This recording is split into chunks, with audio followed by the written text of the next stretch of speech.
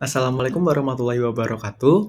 Selamat pagi, siang, sore, dan malam. Sebelumnya perkenalkan, saya Fadila Budi Ardiansah dengan NIM G0024149. Kali ini saya akan membahas mengenai sistema digestiva, anatomi tentunya, di mana pada bagian pertama kita akan membahas mengenai dinding abdomen, bagian kedua kita akan membahas traktus digestivus superior, dan juga bagian terakhir kita membahas traktus digestivus inferior.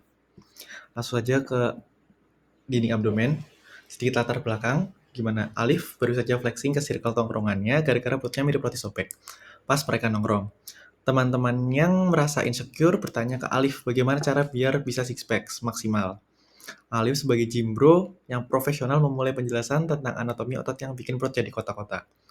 Nah, pada bagian pertama kita diminta untuk menjelaskan tentang pembagian lapisan dinding abdomen anterior dan posterior. Jadi dinding abdomen secara umum terbagi menjadi 7, di mana ada kulit, fascia superficialis, fascia profunda, musculi aponeurosis, dan juga fascia transversalis dan fascia extraperitonealis, serta paling dalam ada peritoneum parietal. Nah, pada dinding bagian anterior itu terdapat 7 poin ini, sementara pada bagian posterior itu terdapat hanya 5. Jadi pada bagian fascia profunda dan juga fascia transversalis itu tidak ada di dinding abdomen bagian posterior. Nah, langsung saja kita bahas mengenai yang pertama yaitu kulit. Jadi apa sih kulit? Kulit itu melekat pada struktur yang terletak di bawahnya dengan longgar terkecuali pada umbilikus, di mana kulit ditempatkan sebagai jaringan parut di umbilikus, dan umbilikus sendiri merupakan jaringan parut padat yang mewakili tempat melekatnya funiculus umbilicus pada fetus. Berikutnya ada fascia superficialis, di mana fascia superficialis ini merupakan jaringan seputar abdomen yang memiliki lapisan berbeda antara lapisan di atas umbilikus dan di bawah umbilikus. Apa perbedaannya? Jadi di atas umbilikus atau di bagian superior dari umbilikus itu hanya terdiri dari jaringan subkutan yang tetap konsisten dengan lapisannya. Sementara di bagian inferior dari umbilikus atau bawah dari umbilikus, bagian terdalam dari jaringan subkutan diperkuat oleh banyak serat elastis dan kolagen, sehingga memiliki dua lapisan yaitu fascia Kampfer dan juga fascia scarpa. Nah, apa sih fascia Kampfer sendiri dan fascia scarpa itu? Fascia Kampfer atau lapisan lemak superficial itu jadi merupakan lapisan yang memiliki ketebalan bervariasi dan merupakan situs utama penyimpanan lemak. Pada laki-laki, lapisan ini sangat rentan terhadap penimbunan lemak subkutan, terutama di perut bagian bawah. Sementara fascia scarpa merupakan lapisan membranosa dalam dari jaringan subkutan. Dia merupakan lapisan membranosa tipis dengan berisi sedikit atau tanpa lemak. Di inferior, lapisan ini berlanjut ke paha atau regio femoralis. Namun tepat di bawah ligamentum inguinal, lapisan ini menyatu dengan fascia profundus regio femoralis menjadi fascia lata. Pada garis tengah, lapisan ini melekat erat dengan linea alba dan simfisis pubis. Dan fascia scarpa berlanjut ke inferior menuju ke regio perineum sebagai lapisan membranoso jaringan subkutan perineum, yaitu fascia coles atau fascia perineal superficialis. Berikutnya fascia profunda. Fascia profunda itu lapisan tipis jaringan ikat yang menutupi muskulus dan letak tepat di dalam sebelah dalam fascia scarpa. Masing-masing fascia profunda terdiri dari lamina superficialis bagian paling luar, lamina intermediana yang tengah, dan juga lamina profunda yang bagian paling dalam. Berikutnya ada musculus atau musculi aponeurosis. Jadi secara umum musculus ini akan dibahas pada poin berikutnya, tapi secara sekilas akan saya bahas. Jadi muskuli ini pada dinding abdomen itu terbagi menjadi dua, yaitu muskuli pipih atau flat muscle yang sabut-sabutnya dimulai di posterolateral lewat ke anterior dan digantikan dengan aponeurosis saat muskuli ini berlanjut ke garis tengah tubuh. Ada 3, yaitu musculus obliquus externus abdominis, obliquus internus abdominis, dan juga transversus abdominis. Sementara yang kedua itu ada musculi verticalis atau vertical muscle. Dia dekat dengan garis tengah tubuh, terus tertutup pembungkus tendinium dari aponeurosis musculi pipih yang diberi nama vagina musculi recti. Nah, dia terbagi menjadi dua, yaitu musculus rectus abdominis dan juga musculus pyramidalis. Berikutnya kita bahas mengenai fascia transversalis. Jadi fascia transversalis itu merupakan nantinya, jadi flash muscle akan tertutup oleh suatu lapisan fascia profundus di fascia anterior dan posteriornya. Secara umum, lapisan-lapisan ini tidak nampak jelas kecuali lapisan di sebelah dalam musculus transversus abdominis. atau disebut juga fascia transversalis. Fascia transversalis merupakan lapisan berkelanjutan fascia profundus yang memagari cavitas abdominalis dan melanjut ke dalam cavitas pelvis. Dia akan menyatu dengan fascia yang menutupi otot-otot di regio atas tulang pelvis dan cavitas pelvis yang disebut fascia parietal pelvis atau fascia endopelvis.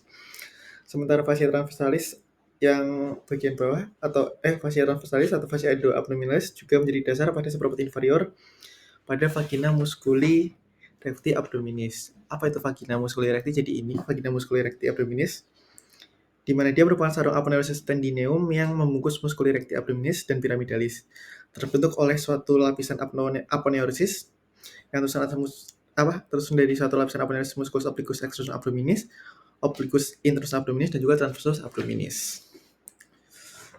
Berikutnya akan kita bahas mengenai fascia extraperitonealis. Jadi fascia extraperitonealis itu berada lebih dalam atau lebih profunda dari fascia transversalis, di mana fascia ini memisahkan fascia transversalis dan peritoneum.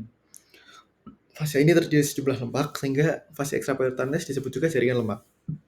Lapisan ini tidak hanya melapisi cavitas abdominalis, tetapi juga bersinambungan dengan lapisan serupa yang melewati cavitas pelvis.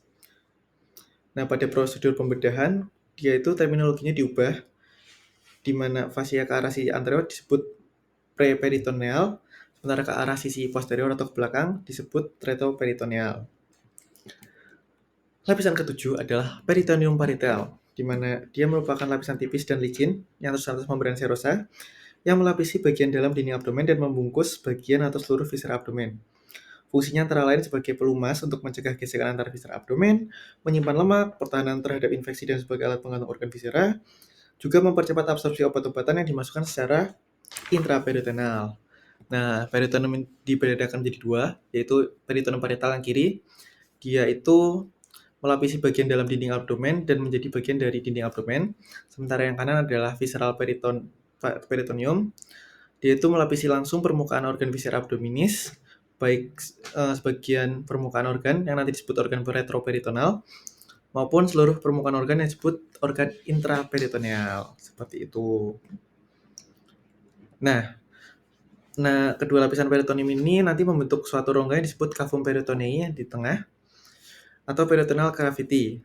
Nah, dalam keadaan normal berisi sedikit cairan serosa, di mana ia berfungsi untuk melubrikasi permukaan peritoneum, sehingga viscera bisa bergerak satu sama lain tanpa adanya friksi.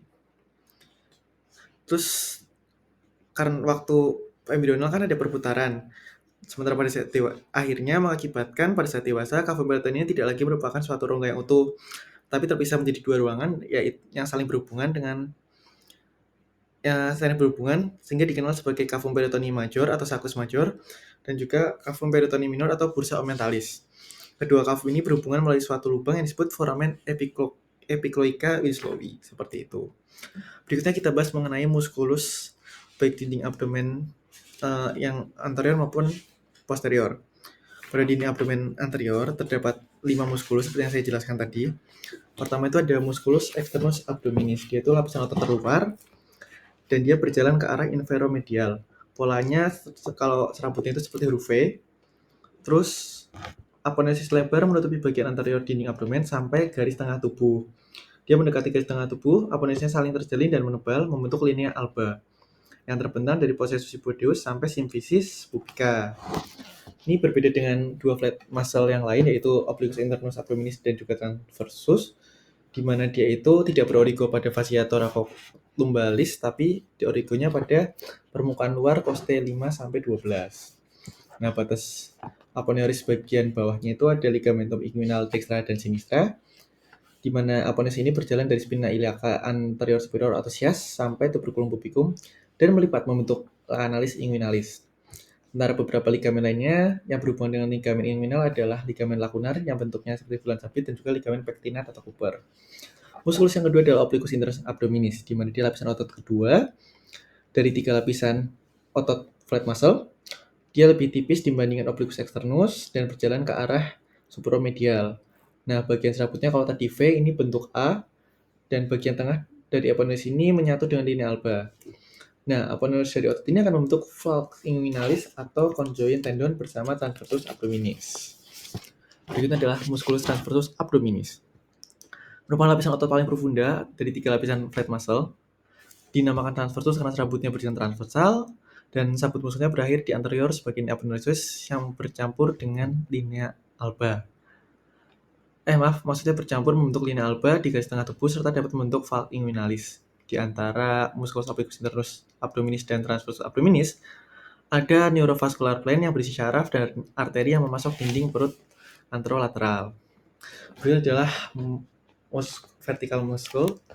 Ada 2, yaitu musculus rectus abdominis, di mana itu berjalan secara vertikal pada dinding abdomen anterior, berjumlah sepasang, di mana otot ini dipisahkan oleh linea alba, dan dia tuh dibagi menjadi segmen-segmen atau bagian, yaitu ada 3 bagian, yang jelas atau disebut juga intersectiones tendinae, yang strukturnya intersectiones tendinae atau struktur yang terbentuk 3-4 pita fibrosum transversus, yaitu terletak setinggi processus pedeus, tinggi umbilicalis, dan terletak di antara keduanya.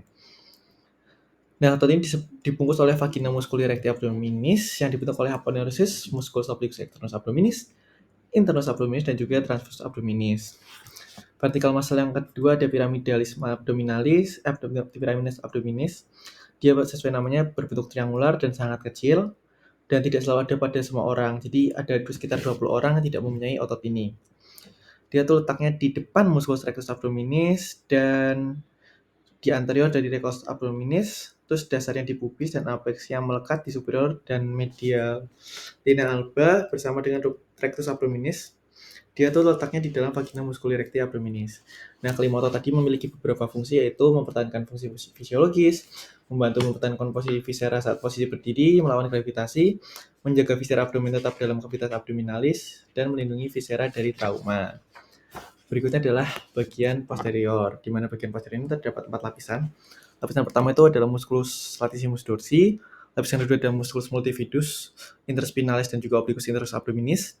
Lapisan ketiga ada musculus multifidus, interspinalis, dan obliquus internus abdominis. Lapisan keempat itu ada musculus quadratus lumborum, iliopsoas, dan juga transversus abdominis. Seperti itu. Berikutnya akan kita bahas mengenai duplikator peritoneum. Jadi dia terbagi menjadi 3, yaitu mesentery atau alat penggantung peritonei, omentum, dan juga ligamentum peritonei. Nah, pertama kita membahas tentang alat penggantung peritonei atau mesentery. Itu lipatan peritoneum itu membentang dari peritoneum parietal ke peritoneum visceral dari organ yang digantungnya. Secara sederhananya, jadi mesentery itu adalah alat penggantung yang melekatkan viscera dengan dinding abdomen posterior. Itu berisikan pembuluh darah, syaraf, dan limfe untuk organ yang digantungnya. Ada beberapa contoh seperti yang untuk penggantung kolon namanya mesokolon, penggantung intestinum tenum namanya mesenterium, penggantung appendix namanya mesoappendix atau mesenteriolum. Nah, mesenterium sendiri itu lapisan lipat ganda seperti yang saya jelaskan tadi. Lapisan lipat ganda peritoneum yang luas dan berbentuk kipas menghubungkan jejunum dan ileum dengan dinding posterior abdomen. Nah, sementara mesokolon transversum itu suatu lipatan peritoneum yang menghubungkan kolon transversum dengan dinding posterior abdomen. Sementara mesokolon sigmoideum itu suatu struktur lipatan peritoneum berbentuk huruf V terbalik yang melekatkan kolon sigmoideum pada dinding abdomen. Berikutnya adalah omentum. Jadi omentum itu lipatan peritoneum yang membentang dari ventriculus atau gaster dan proximal duodenum ke organ sekitarnya untuk mendekatkan organ-organ di dalam cavitas abdominalis. Ada 2, yaitu omentum majus, itu berasal dari mesenterium dorsalis dan juga merupakan lipatan peritoneum yang melekat pada curvatura major, gaster, dan duodenum pars superior. Dia bentuknya itu seperti tirai. Nah, ada 4 struktur yang khas pada omentum majus, yaitu ada ligamen gastrolienalis, gastrocolica, gastrofrenica, dan juga ligamentum splenorenalis. Dia itu vaskularisasi oleh arteri vena gastroomentalis epicloxia dextra dan juga arteri vena gastroementalis epicloxia sinistra. Berikutnya ada omentum minus yang berasal dari mesenterium ventralis. Dia itu merupakan lapisan peritoneum yang melekatkan curvatura minor gaster dan duodenum pars superior menuju fascias inferior dari hepar. Ada 2 struktur khas, itu ligamentum hepatogastrium di medial melintas di antara gaster dan hepar, dan juga ada ligamentum hepatoduodenal di lateral, itu melintas di antara duodenum dan hepar. Berikutnya adalah ligamentum peritonei. Jadi ligamentum peritonei ini merupakan ligamentum maksudnya lipatan peritoneum yang melekatkan organ dengan organ lain atau ke dinding posterior dari abdomen. Hepar sendiri dihubungkan dengan dinding abdomen itu oleh ligamentum falciform. Kalau penghubungan dengan duodenum itu ada ligamentum hepatoduodenal. Kalau gaster menghubungkan dengan gaster ada ligamentum hepatogastricum. Sementara gaster dihubungkan dengan diafragma dengan ligamentum gastrofrenica, dihubungkan dengan lian atau spleen dengan ligamentum gastrosplenica, dihubungkan dengan kolon atau transversum dengan ligamentum gastrocolica. Baik, sudah selesai itu mengenai bagian pertama dinding abdomen. Berikutnya akan kita bahas mengenai bagian kedua yaitu tractus digestivus superior. Jadi sedikit latar belakang, Randy itu seorang mahasiswa yang sangat gemar menghadiri acara makan bersama, terutama di restoran dengan konsep all you can eat. Namun pada suatu kesempatan Randy merasa tidak nyaman karena cepat merasa kenyang. Padahal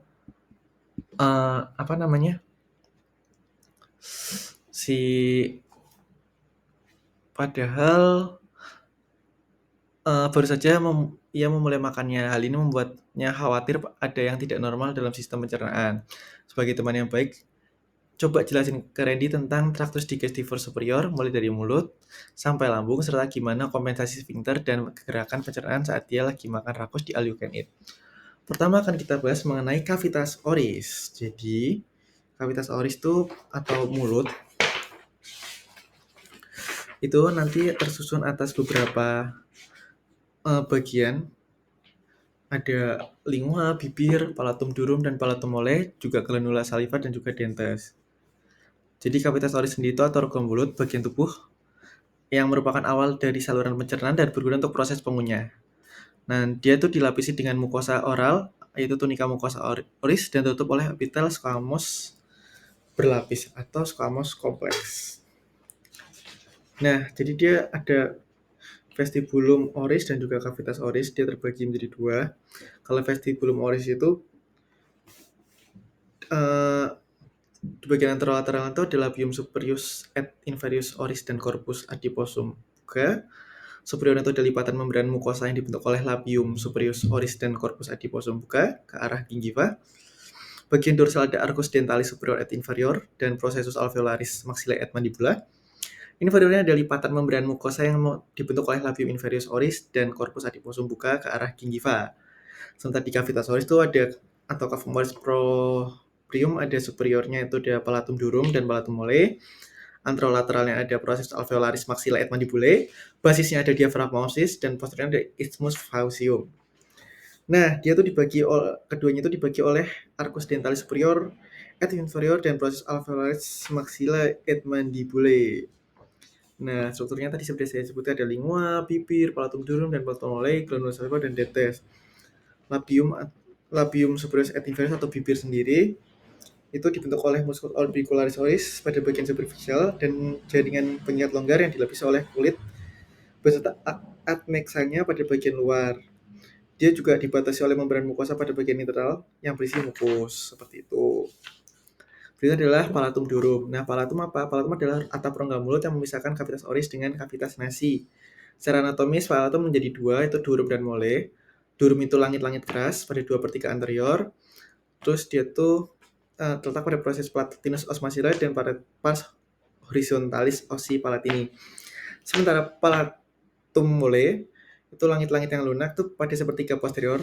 Itu berada pada jaringan fibromuskuler dibentuk oleh beberapa otot yang melekat pada bagian posterior palatum durum. Seperti itu. Berikutnya adalah glandula saliva. Glandula saliva sendiri itu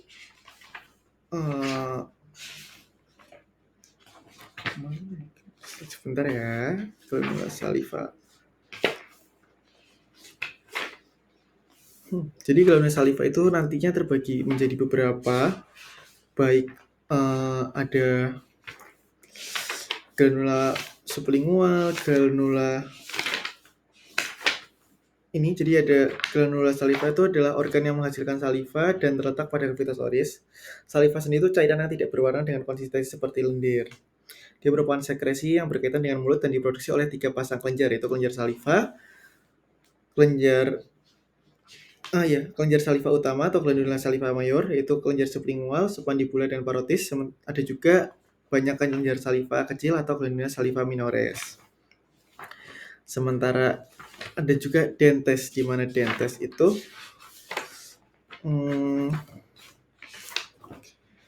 dentes itu nanti pada bagian superior akan membentuk arcus dentalis superior dan di dentes inferior akan membentuk arcus dentalis inferior, di mana dia tuh terbagi menjadi beberapa jenis gigi.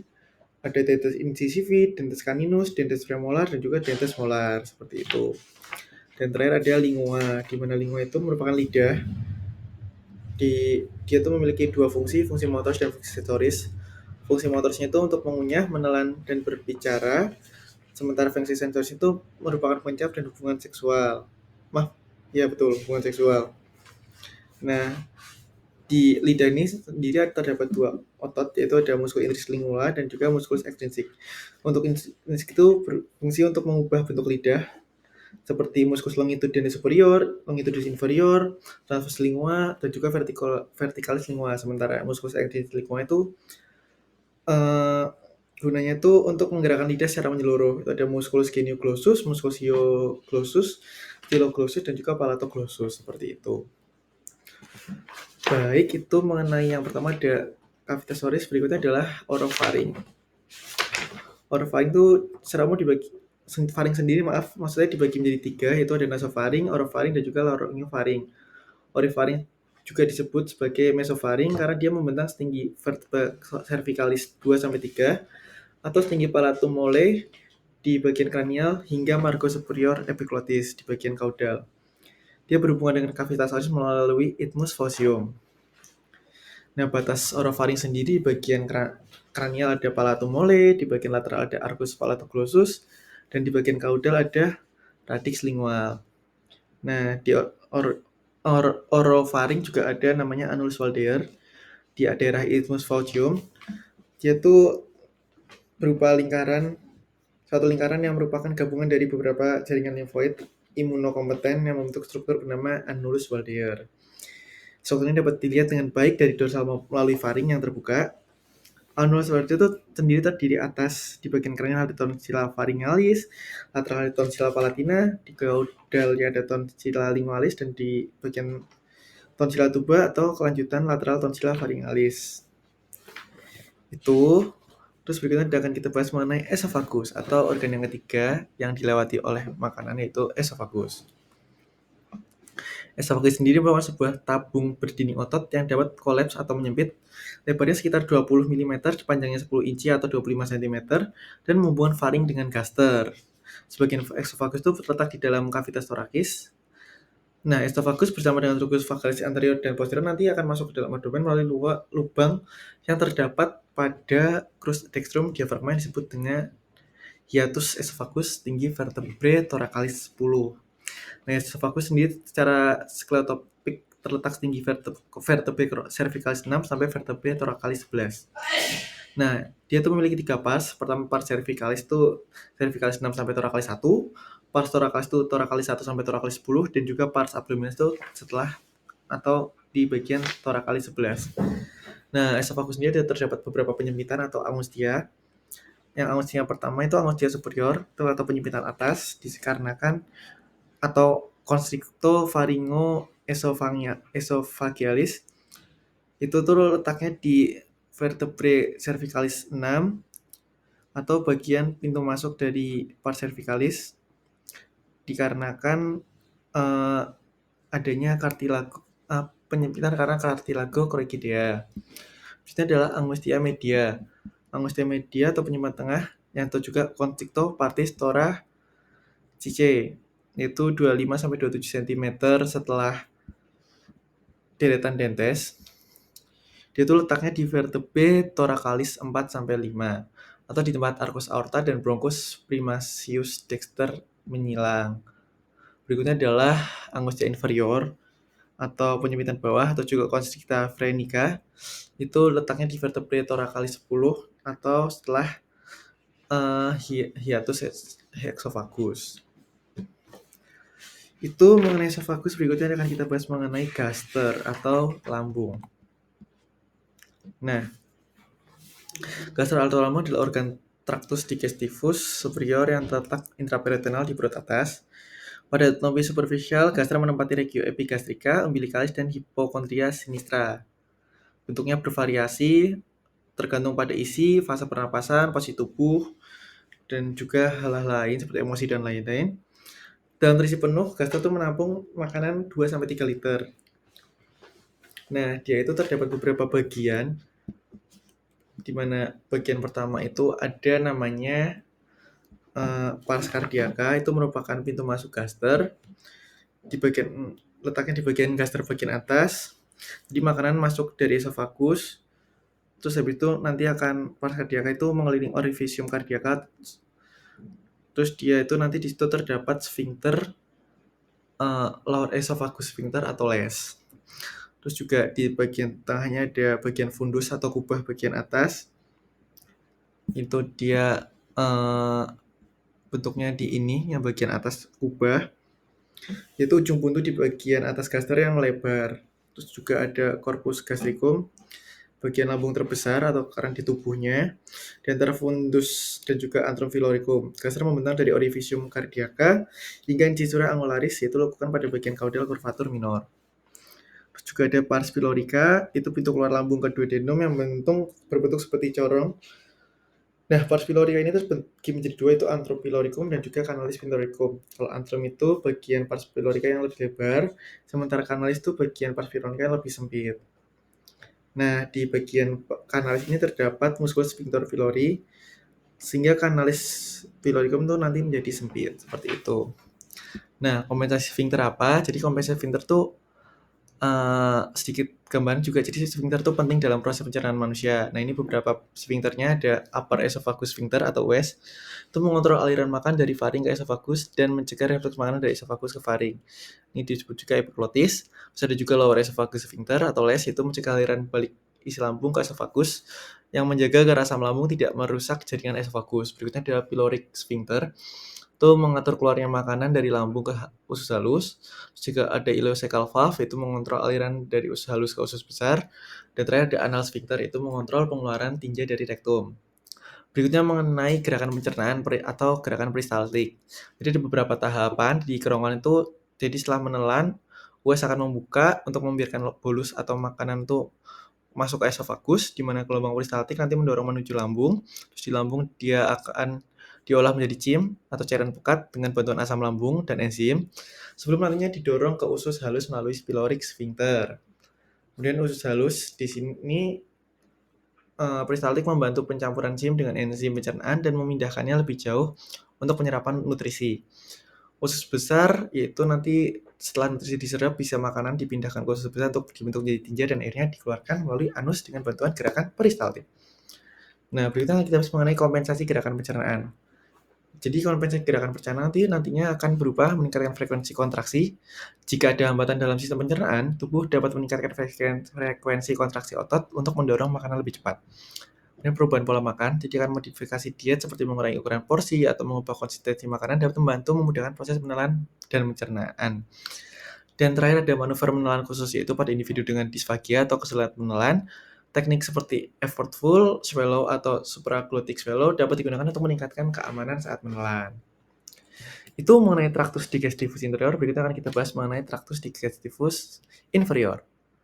Jadi sedikit latar belakang, Andre itu seorang mahasiswa tingkat akhir. Dia merasa tidak nyaman setelah mengonsumsi makanan cepat saji selama sebulan penuh karena kesibukan menyelesaikan skripsi. Ia sering mengalami perut kembung, rasa tidak nyaman di bagian bawah perut, dan gangguan buang air besar. Dalam obrolan ringan di kampus, Andre mengeluh kepada Anda sebagai teman yang baik. Jelaskan kepada Andre tentang tractus digestivus inferior. Pertama, kita akan menjelaskan tentang apa sih perbedaan jejunum dan ileum. Jadi jejunum dan ileum itu terletak pada tractus digestivus inferior.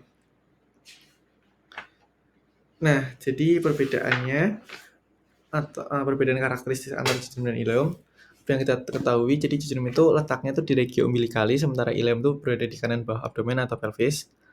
Bawah abdomen sampai pelvis. Terus kalau jejunum itu memiliki warna merah gelap, sementara ileum itu memiliki warna pink muda. Hal ini dipengaruhi karena vaskularisasinya. Kalau jejunum itu banyak, sementara ileum itu sedikit. Nah, diameternya itu jejunum itu 2-4 cm, sementara ileum 2-3 cm. Dindingnya kalau jejunum itu tebal, sementara ileum itu tipis. Nah, vasa rekta, kalau jejunum itu panjang, sementara ileum itu pendek. Dan arkadesnya, kalau jejunum itu sedikit, jadi hanya 1-2 tingkat, sementara ileum itu bersusun dan lebih kompleks. Lemak mesenterinya, kalau jejunum itu sedikit, sementara ileum itu banyak. Nah, pilka circularisnya, kalau di jejunum itu besar, tinggi, dan rapat, sementara ileum sedikit dan jarang, tidak ada di bagian distal. Terus kalau plaque pair atau pair patch-nya di jejunum itu beberapa, sementara di ileum itu banyak. Nah, terus kita akan juga menjelaskan tentang struktur bangunan di kolon. Nah, apa aja sih struktur bangunan di kolon? Jadi struktur bangunan di kolon itu yang pertama ada Taenia coli. Taenia coli itu dibentuk oleh stratum longitudinal tunica muscularis yang tidak membentuk lapisan yang utuh dan kontinu. Ada 3 tenia. Tenia mesocolica yaitu tempat pelekatan mesokolon. Pada kolon transversum terdapat pada bagian dorsal, sedangkan pada kolon ascendens dan ascendens terletak di bagian medial. Terus ada juga tenia aumentalis, yaitu merupakan tempat pelekatan dari omentum majus. Pada kolon transversum terletak di ventral, sedangkan pada kolon ascendens dan descendens terletak di sebelah lateral, jadi berkebalikan dengan mesocolica. Terus yang terakhir ada tania libera, sesuai namanya libera, jadi dia tuh bebas, tidak dilekati oleh bangunan. Nah, tania itu tidak terdapat pada appendix dan rectum, karena ketiganya bersatu menjadi stratum longitudinal. Berikutnya ada incisura dan dorsal. Pada sekum dan kolon, panjang tania itu lebih pendek daripada stratum sirkular, sehingga stratum sirkular melipat-lipat ke dalam membentuk plica semilunaris, sedangkan yang keluar membentuk hostra. Hostra dari luar kelihatan menggembung atau circulated, dan di antara lekukan-lekukannya disebut incisura. Berikutnya ada plica semilunaris, atau dia itu berbentuk seperti setengah bulan karenanya semilunar, ditutupi oleh mukosa yang ikut melipat dan tidak terdapat villi. Ada appendix epicloica, itu kantong-kantong kecil yang berisi lemak, dibentuk oleh tunica serosa kolon, terbanyak itu pada kolon transversum. Dan yang kelima ada sulci paracolici dextra et sinistra. Jadi itu dalam bahasa Inggris itu disebutnya left or right paracolic decatur. Dia itu berada tepat di sebelah lateral dari kolon ascendens dan descendens. Sulci ini terbentuk di antara tepi lateral kolon descendens dan dinding posterolateral abdomen. Melalui saluran ini, bahan-bahan dapat melewati anteregiocavitas peritonealis karena adanya vaskularisasi dan drainase limfa utama di sisi medial atau posteromedial, kolon ascendens dan descendens. Mobilisasi kolon ascendens dan descendens relatif bebas dari perdarahan. Dapat dilakukan dengan memotong peritoneum sepanjang sulci parakoliki ini.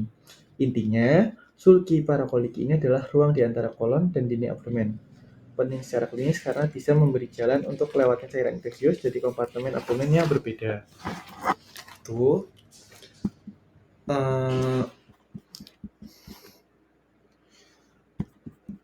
Itu poin kedua mengenai struktur bangunan di kolon. Mungkin tadi saya jelaskan secara umum, berikutnya akan saya jelaskan mungkin lebih detail mengenai kolon ascendens itu apa, kolon sigmoideum apa, dan lain-lain. Jadi kolon ascendens itu letaknya itu dari sekum sampai ke permukaan inferior lobus hepatis dexter, kemudian membelok ke kiri membentuk flexura coli dextra, melanjutkan diri sebagai kolon transversum, dan dipisahkan dari dinding abdomen anterolateral oleh omentum majus. Terus dia divaskularisasi kalau arterinya itu ada arteri colica, colica dextra, sementara venanya itu nanti bermuara ke vena mesenterica superior karena dia itu merupakan midgut. Terus ada kolon sigmoideum, jadi itu penggantungnya bernama mesokolon. Dia itu nanti akan melanjutkan diri ke rektum. Itu kolon sigmoideum. Sementara kolon transversus itu berjalannya menyilang abdomen mulai dari flexura coli dextra sampai flexura coli sinistra. Dia tuh vaskularisasinya tuh kalau 2/3 proximal tuh di vaskularisasi arteri colica media, cabang dari mesenterica superior, sementara sepertiga distalnya itu colica sinistra, dia itu cabang dari mesenterica inferior. Sementara venanya itu mengikuti arteri yang sesuai dan bermuara ke vena mesenterica superior dan vena mesenterica inferior. Kemudian ada kolon descendens. Kolon descendens itu terletak pada kuadran kiri, atas dan bawah, berjalan ke bawah dari flexura coli sinistra sampai ke pinggir pelvis. Dia itu divaskularisasi oleh colica sinistra et sigmoidal, yang dia merupakan cabang dari mesenterika inferior, dan juga venanya itu mengikuti penjalanan arteri dan bermuara di vena mesenterika inferior. Seperti itu. Nah, berarti akan kita bahas mengenai struktur anatomi yang berhubungan dengan pengeluaran feses. Jadi struktur anatomi yang berhubungan dengan pengeluaran feses itu ada rektum dan juga analis kanalis, seperti itu. Nah, rektum itu apa? Analis kanalis itu apa? Jadi, rektum dan kanalis merupakan bagian terminal dari intestinum crucium yang merupakan kelanjutan dari colon sigmoideum.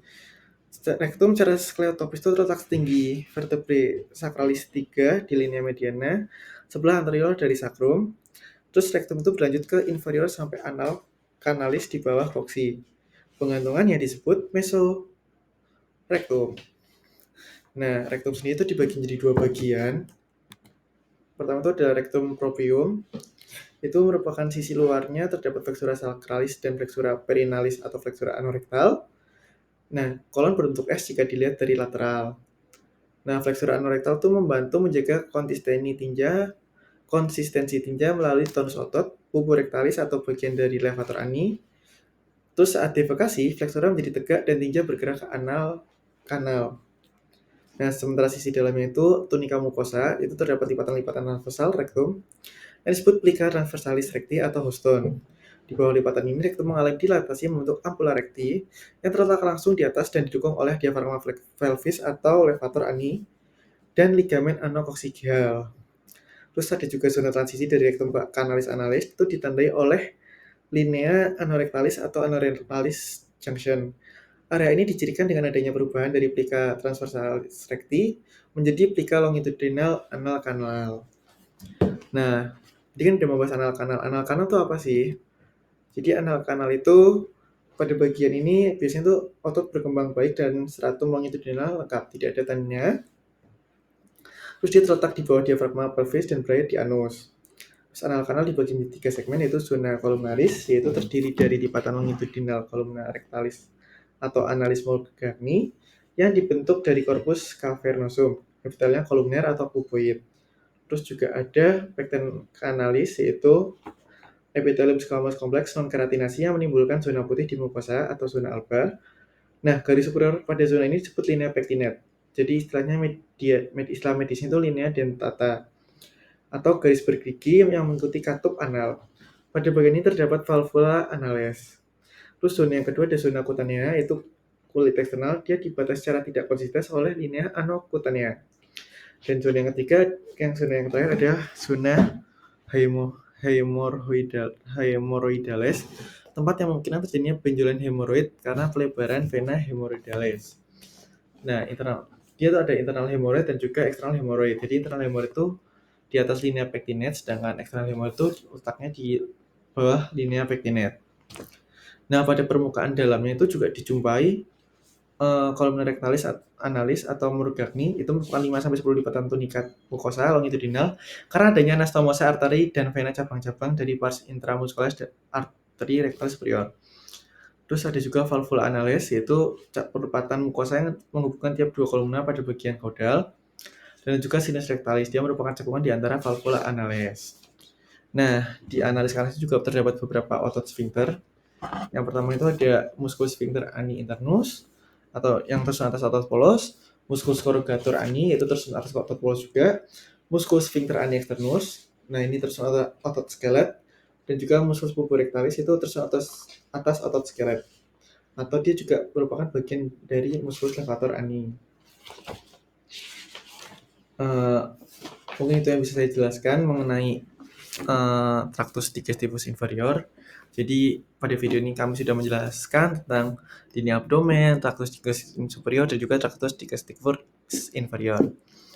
Semoga apa yang saya sampaikan bermanfaat. Kurang lebihnya mohon maaf. Wassalamualaikum warahmatullahi wabarakatuh. Terima kasih.